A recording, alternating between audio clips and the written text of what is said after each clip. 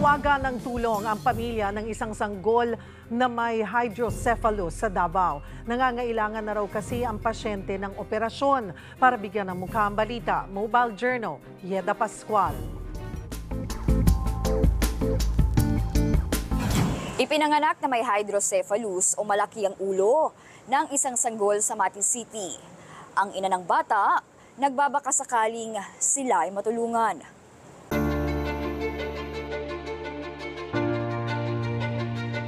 Tatlong buwan na ang nakararaan matapos isilang ni Lady Maynoya ang kanyang ikatlong anak na si Baby Noah. Ang inakala niyang normal delivery ay mahapasisaryan pala. Nung 8 buwan pa lang ang tiyan ko, nagpa-ultrasound na ako at nakitaan doon na ang ulo ng bata ay maraming tubig. Hindi pa sinabi sa akin ng doktor na hydrocephalus talaga. Doon ko na nalaman nung ipinanganak ko na siya. Nasa ospital pa lang, nirefer na siya ng doktor sa ibang ospital sa Tagum City.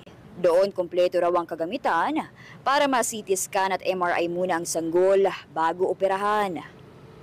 Hindi ako agad nagpalipat dahil cesarean nga ako, walang mag-a-assist dun sa bata.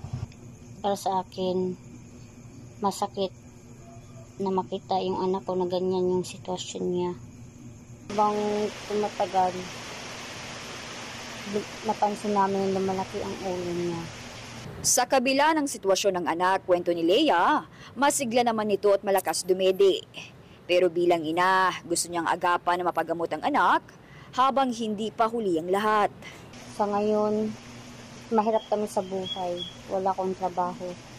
Isa akong single mom.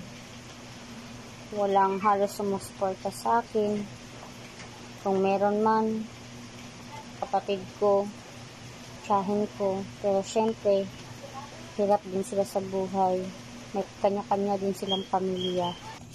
Mga mom and sir, sana matulungan niyo ako para sa anak ko na may hydrocephalus.